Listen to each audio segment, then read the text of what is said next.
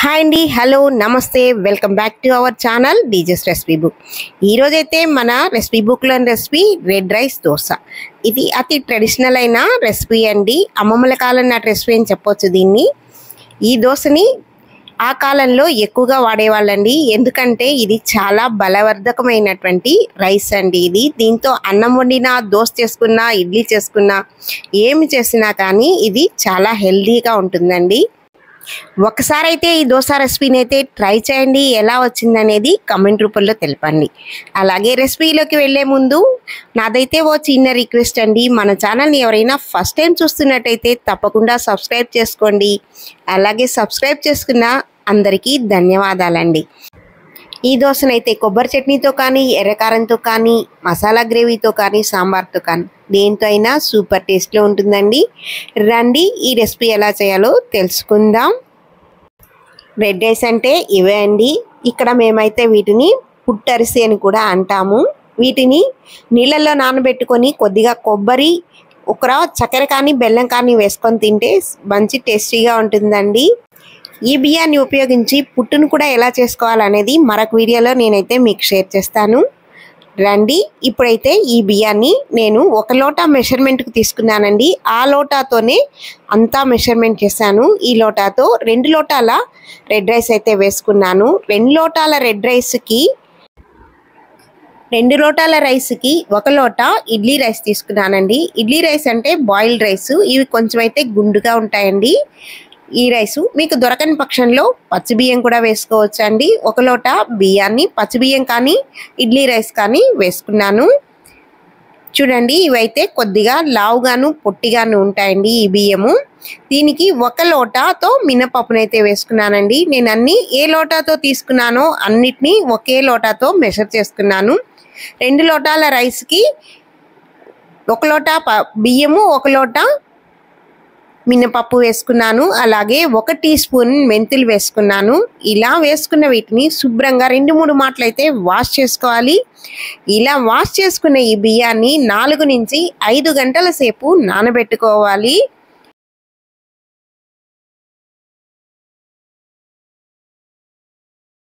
నీళ్ళైతే తెల్లగా వచ్చే వరకు వాష్ చేసుకోండి. ఇప్పుడు ఇందులో తగినన్ని నీళ్ళను వేసి ఒక 4 నుంచి 5 గంటల సేపు అయితే నానబెట్టుకుందాం.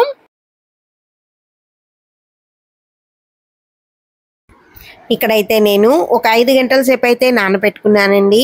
బియ్యం బాగా నానింది అనడానికి గుర్తు ఏంటంటే, ఒక బియ్యం గింజను తీసుకొని గోరుతో కట్ చేసామంటే 2గా కట్ కావాలి. అది అప్పుడు పర్ఫెక్ట్గా నానినట్టు. ఈ బియ్యం అయితే బాగా నానిపోయాయండి. ఇప్పుడు ఒక మిక్సీ జార్ తీసుకొని అందులో కొద్దిగా ఈ బియ్యాన్ని వేసుకుంటూ తగినన్ని నీళ్ళని వేసుకొని మెత్తగా రుబ్బుకోవాలి. మీకు కనుక ఈ వీడియో నచ్చినట్టయితే తప్పకుండా ఒక లైక్ని అయితే చేయండి. అలాగే మన ఛానల్ని సబ్స్క్రైబ్ చేసుకోండి. ఈ రైస్తో చేసే ప్రతి ఐటమ్ అయినా చాలా హెల్తీ అయిన ఐటమ్స్ అండి. డయాబెటీస్ వాళ్ళు తిన్నారంటే డయాబెటీస్ కంట్రోల్లో ఉంటుందండి. అలాగే వెయిట్ లాస్ కావాలనుకునే వాళ్ళు ఇందులో రైస్ని తీసేసి ఓన్లీ రెడ్ రైస్, మినపప్పుని మాత్రం చేర్చుకొని దోశ బ్యాటర్ వేసుకొని తిన్నామంటే వెయిట్ లాస్ కూడా అవ్వచ్చండి. ఒక మంచి హెల్దీ అయిన రెసిపీ అండి ఇది. చూసారు కదా ఎంత సాఫ్ట్గా వచ్చిందో బ్యాటర్. అలా రుబ్బుకోవాలి దీన్ని. ఇలా రుబ్బుకున్న ఈ పిండిని ఒక పాత్రలో వేసుకొని ఇలా రుబ్బుకున్నటువంటి ఈ పిండిని దాదాపు 8 గంటల సేపు కానీ లేకపోతే ఒక ఓవర్ నైట్ కానీ ఫర్మెంటేషన్ చేసుకోవాలి. ఇలా ప్రిపేర్ చేసుకునే ఈ బ్యాటర్తో ఒక దోశలే కాదండి, ఇడ్లీలైనా చేసుకోవచ్చు, అలాగే గుంట పొంగనాలైనా చేసుకోవచ్చండి.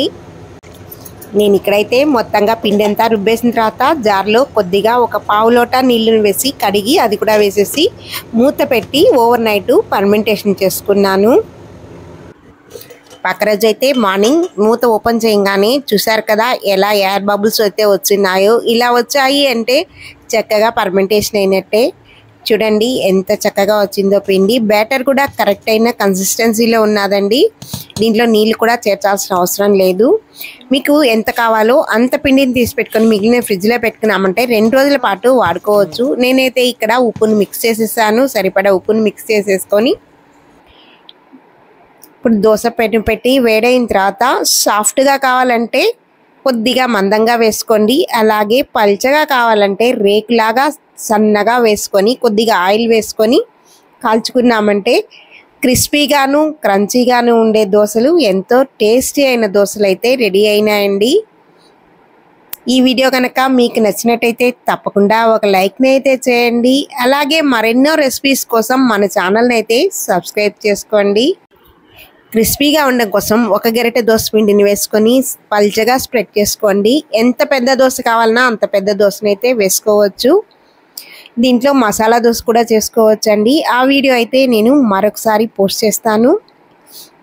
ఇప్పుడు రెండు పక్కలా కాల్చుకొని ఫోల్డ్ చేసుకున్నా అంటే హోటల్ స్టైల్లో మనకి క్రంచీగా ఉండే క్రిస్పీగా ఉండే దోశ రెడీ అయినట్టండి. పేపర్ రోస్ట్ దోశ చూసారు కదా ఎంత పల్చగా వచ్చిందో.